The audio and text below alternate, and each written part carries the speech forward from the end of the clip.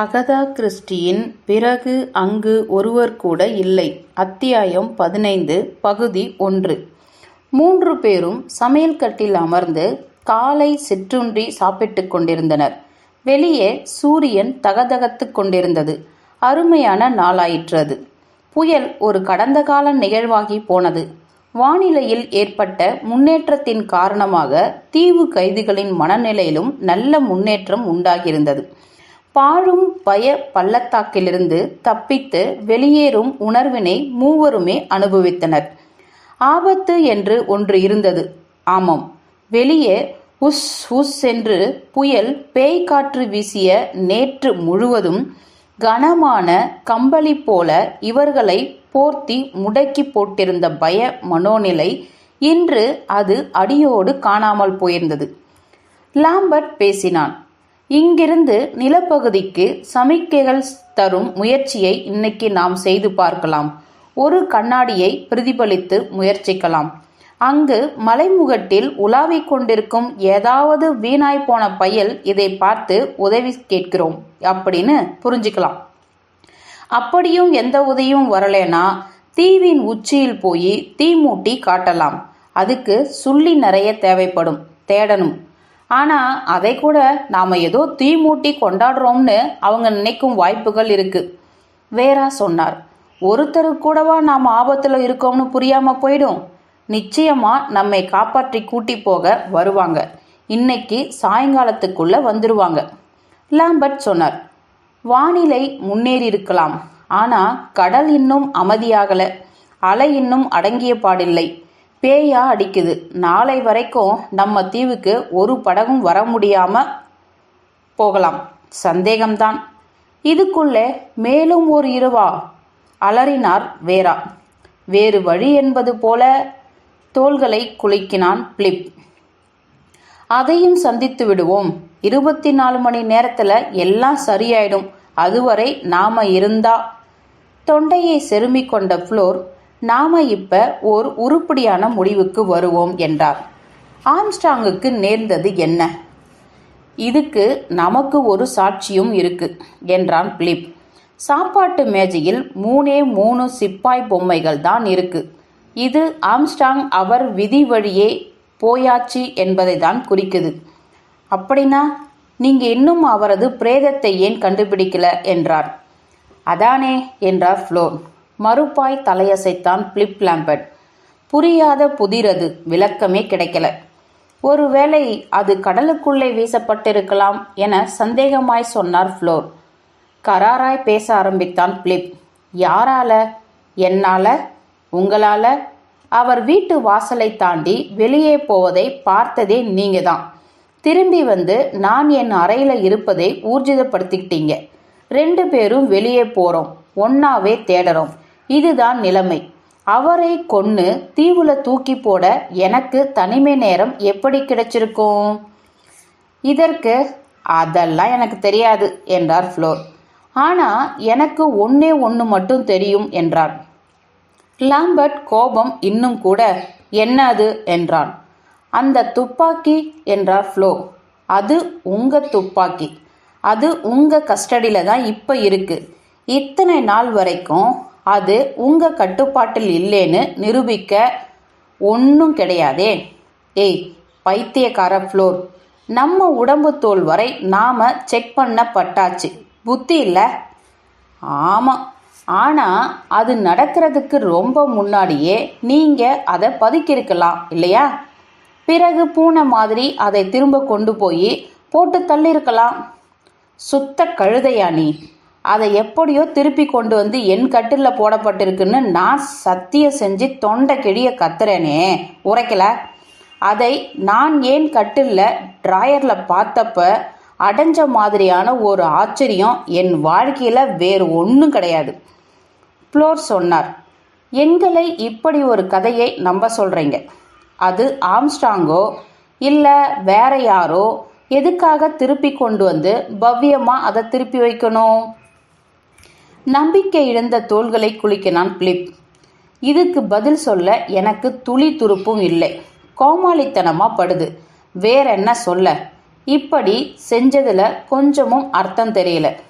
ஆமாம், இதில் அர்த்தமே இல்லைதான் என பிலிப்பின் கருத்தை ஏற்றுக்கொள்வது போல சொன்னார் ஃப்ளோர். நம்பும்படியான சிறந்த ஒரு கதையை நீங்க யோசிச்சிருக்கலாம் என்றார். தூ, இன்னும் நம்பல நீங்க சொல்றது ஒரு கதையாய் தவிர உண்மையா எனக்கு படலை. உங்களுக்கு படாது. இந்த பதில்ல எரிச்சலான ஃப்ளோர் லுக் பிலிப் என்றார். கூர்மையாய் நீங்க சொல்ற மாதிரியே ஒரு உண்மையான நபரா நீங்க இருந்தா, இடை புகுந்த பிலிப் சொன்னான். எப்பவாவது நான் உண்மையான சத்திய மனிதன்னு என்னை பிரகடனம் பண்ணியிருக்கேனா? சொல்லப்போனா நான் அப்படிப்பட்டவன் கிடையாதுன்னு தான் ஒத்துக்கிட்டு இருக்கேனே. ஓகே, நிறுத்தாமல் தொடர்ந்தார் ஃப்ளோர். சரி, இந்த விஷயத்துல நீங்க உண்மையை தான் பேசுறீங்கன்னா மேற்கொண்டு நிச்சயம் செய்ய வேண்டிய ஒன்று தான் இருக்கு. அந்த துப்பாக்கி உங்ககிட்ட இருக்கிற வரைக்கும் நானும் வேறாவும் உங்க கருணையில இருந்தாக வேண்டிய நிர்பந்தம் உருவாகுது. ஒரே ஒரு நியாயமான வழி, அந்த துப்பாக்கியை கொண்டு போய் ஏனைய மருந்துகளோடு சேர்த்து வச்சு பூட்டுவது தான். பழைய ஏற்பாட்டின்படியே ஒரு சாவி உங்ககிட்டேயும் இன்னொன்று என்கிட்டேயும் தொடரும். பிலிப் லாம்பர்ட் ஒரு சிகரெட்டை பற்ற வைத்தான். உருளை உருளையாய் புகையை கக்கும் போது பேசினான். கழுததாயா நீ? இப்ப இதுக்கு நீங்க ஒத்துக்க மாட்டேன். என்னால முடியாது. இந்த துப்பாக்கி என்னது. என்னை காப்பாத்திக்க இது தேவையா இருக்கு. இதை நான் தான் வச்சுக்க போறேன். இதுதான் உங்க தீர்மானம்னா நாம ஒரு முடிவுக்கு வர வேண்டியது தவிர்க்க முடியாததாகும். நான் தான் அந்த அன்னோவன் என்னும் முடிவு இல்ல. உங்களால என்ன மாதிரி முடிவுக்கெல்லாம் வர முடியுமோ வந்துக்குங்க. ஆனா உங்களுக்கு ஒரு கேள்வி. நான் தான் அவன் என்கிற பட்சத்துல நேத்து ராத்திரியே உங்களை நான் ஏன் போட்டு தள்ளியிருக்க கூடாது?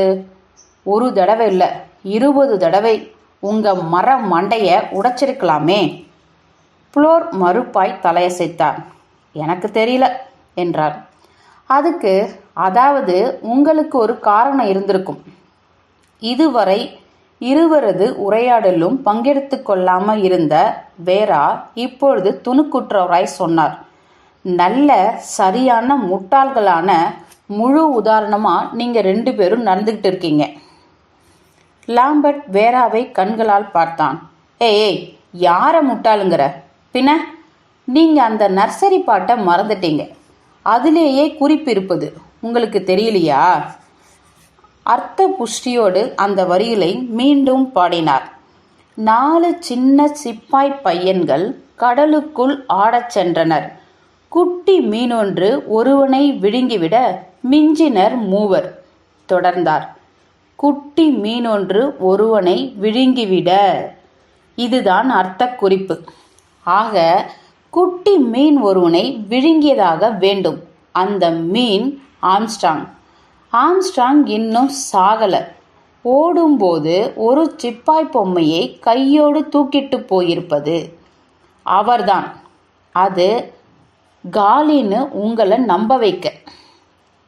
ஆம்ஸ்ட்ராங் இன்னும் இந்த தீவுல தான் இருக்காரு. அவர் காணாம போயிருக்கும் குட்டி மீன், விழுங்க காத்திருக்கும் குட்டி மீன். லாம்பர்ட் மறுபடியும் உட்கார்ந்து கொண்டான். ஆளாளுக்கும் பயமுத்துறீங்கப்பா என்றான். ஆனாலும் நீங்க சொல்றது நிஜமா கூட இருக்கலாம். ஃப்ளோர் ஆமாம் என ஆமோதித்துவிட்டு, அப்படின்னா அவர் எங்கே இருக்கார் என கேட்டார். இந்த முடம் முழுக்க தேடியாச்சு, உள்ளே வெளியே. வேரா குறை கூறும் தோணியில் சொன்னார்.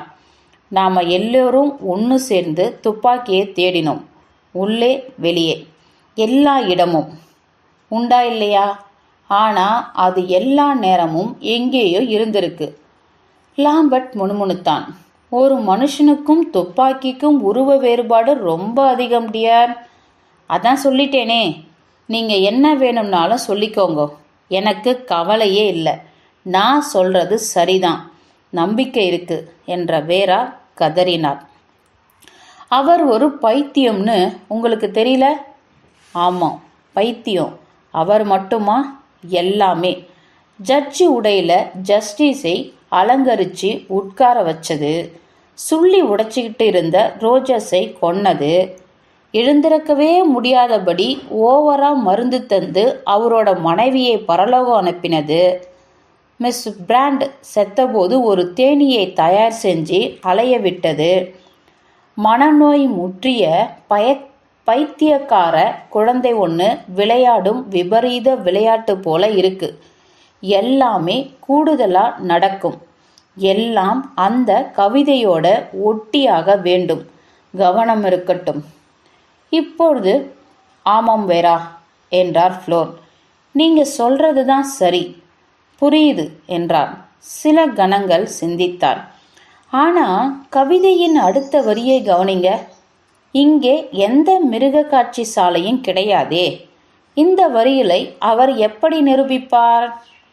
வேராவின் அலறல் அட இயலாதவர்களே இன்னும் கேலி தோணியில் உயர்ந்து ஒலித்தது. புரியல?